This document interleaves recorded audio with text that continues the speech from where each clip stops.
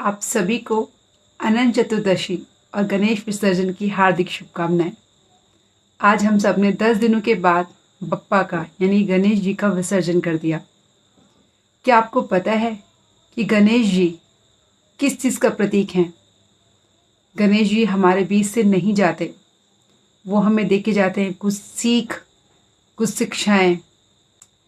तो गणेश जी हमें सिखा के जाते हैं, ऐसा नहीं कि वो हमारे घर पे आए और हमें खुशियाँ देके चले गए।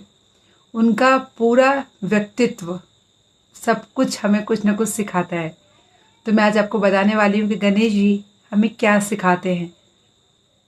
मैंने कहीं पढ़ा, कहीं सुना, वो थोड़ा सा ज्ञान आप सबको देना चाहती हूँ। गणेश जी, उनका सिर बड़ा होता है जो कि विजडम यानी बुद्धिमत्ता का परिचायक है। वो हमें बताता है कि हमें बुद्धि और विवेक से काम लेना चाहिए। गणेश जी के कान बड़े होते हैं, सूप के आकार के, जिसका मतलब है कि हमें अपने कान खुले रखने चाहिए। मीन्स हमें ज़्यादा सुनना चाहिए। सूप क्या करता है? गंदी चीज़ों को बाहर फेंकता है, साफ चीज़ों को अंदर रखता है। इसी तरह से जो भी हम दिन भर बातें सुनते हैं सोशल मीडिया पे, कहीं भी हमारे आसपास, उनमें से सिर्फ अच्छी बातों को ही हमें अंदर लेना है। जो भी कूड़ा करकट गंदगी है उसको हमें फेंक देना है, नहीं लेना है। सबसे महत्वपूर्ण, गणेश जी की आंखें होती हैं छोटी। छोटी मतलब दूरदर्शी। जब हम दूर देखते हैं तो अपनी आंखों को ऐसे करके देखते हैं ना, तो गणेश जी सिखाते हैं कि जो भी हम कर्म करें उसमें दूरदर्शिता होनी चाहिए। हमें पता होना चाहिए कि हमारे कर्म का प्रभाव आगे क्या होने वाला है। दूरदर्शिता बहुत ज़रूरी है। गणेश जी का मुंह छोटा सा है, मीन्स हमें कम बोलना है, ज़्यादा सुनना है। गणेश जी की सूंड, वो क्या बताती है? उस सूंड से वो एक पेड़ भी उखाड़ सकते हैं और वो एक बच्चे को गोद में भी ले सकते हैं, बच्चे को सहारा भी दे सकते हैं। इसका मतलब है कि हमारे पास इतनी ताकत है कि हम उस ताकत से किसी का संहार भी कर सकते हैं और किसी का पालन भी कर सकते हैं। लेकिन आवश्यकता है उस सामंजस्य को बनाने की कि हमें कब किस चीज़ की ज़रूरत है। गणेश जी का दांत, एक दंत, आपने देखा होगा कि गणेश जी का एक दांत टूटा हुआ है। इसका मतलब है उनके अंदर डुअलिटी नहीं है। मीन्स हमें अपने जीवन में डुअलिटी नहीं होनी चाहिए। मीन्स ये धर्म के नाम पे, जाति के नाम पे, रंग के नाम पे, रूप के नाम पे किसी भी तरह का भेदभाव नहीं होना चाहिए। हमारे जीवन में डुअलिटी नहीं होनी चाहिए। हमें सबको एक तरह से ही देखना है, एक तरह से ही स्वीकार करना है और सबके साथ एक तरह का व्यवहार करना है। फिर आता है गणेश जी का पेट, जो कि इतना बड़ा है, जो हमें बताता है कि हमें बातों को अपने अंदर रखने की क्षमता लानी चाहिए, बातों को पचाना सीखना चाहिए। अक्सर हम सब में क्या आदत होती है, एक बात कहीं से सुनी, निकाल दी, किसी और तक पहुंचा दी। नहीं, हमें अपनी बातों को, जो भी बातें हम सुने, अपने अंदर समाहित करने का गुण आना चाहिए। तो उनका पेट हमें ये सिखाता है। फिर हम लोग देखेंगे गणेश जी के 4 हाथ दिखाए जाते हैं, जिनमें एक हाथ में है कुल्हाड़ी। कुल्हाड़ी का मतलब है जिससे हम अपने बुरे कर्मों को काट सकें, बुरे कार्यों को काट सकें। जो भी हमारा बुरा पास्ट है, भूतकाल है, उसको हम काट सकें। उनके एक हाथ में रस्सी होती है, मीन्स जिससे हम अपने आप को बंधन में बांध सकें, संयम में रख सकें।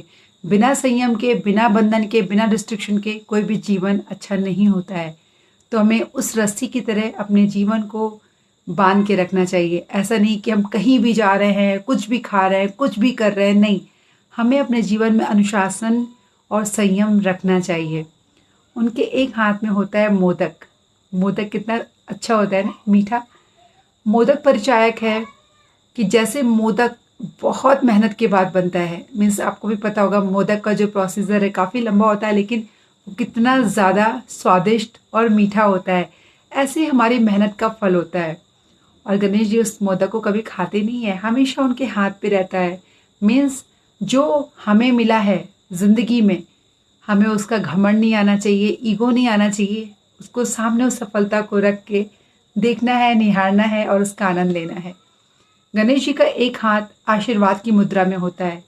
इस मुद्रा में हम हमेशा मांगते हैं, लेकिन दाता बनिए।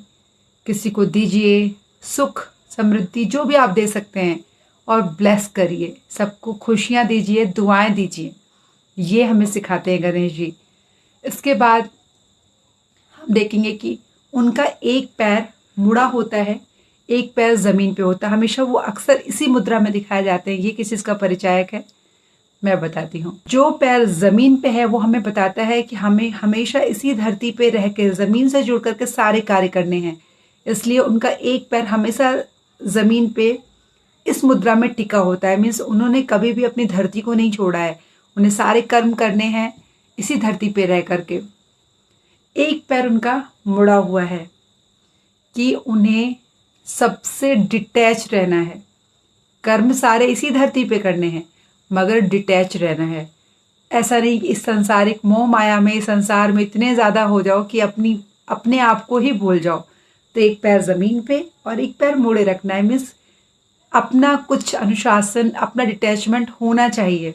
इसी दुनिया में खो नहीं जाना है हमें। इसके अलावा हम लोग देखते हैं कि गणेश जी का वाहन क्या है? मूसक, चूहा। एक छोटा सा चूहा गणेश जी का वाहन है। क्यों? चूहे को आपने देखा होगा, वो कुतरू कुतरू कुतरू कुतरू कुछ भी खाता है, कुछ भी काट रहा है। मीन्स वो खाने की चीज़ नहीं भी है तो भी काट रहा है।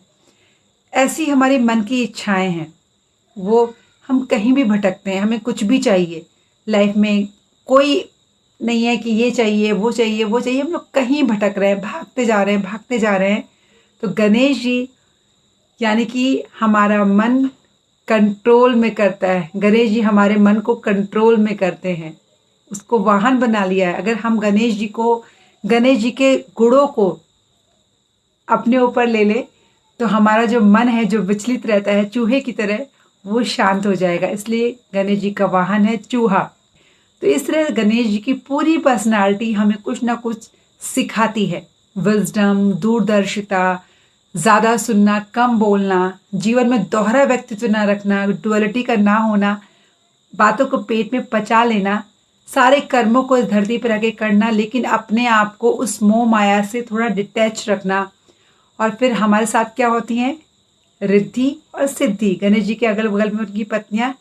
रिद्धि मीन्स प्रॉस्पेरिटी, सिद्धि मतलब सक्सेस। तो जिसने भी गणेश जी के इन गुणों को अपना लिया, उसके पास संपन्नता और सफलता, प्रॉस्पेरिटी और सक्सेस, कोई शक नहीं है कि ना आए। तो इस अभिलाषा के साथ, इस शिक्षा के साथ और इस कामना के साथ कि गणेश जी का विसर्जन करने के बाद हमने उनके गुणों को अपनाया है, मैं विदा लेना चाहूँगी। तो मैं चाहती हूँ कि हम लोग थोड़ा थोड़ा गणेश जी से कुछ सीखें, अपने जीवन में थोड़ा सा भी बदलाव लाएं, थोड़ा सा सकारात्मक रवैया लाएं, तो शायद गणेश जी हमारे बीच से कभी जाएंगे ही नहीं। आप सबको बहुत बहुत शुभकामनाएं। गणपति बप्पा मोरया।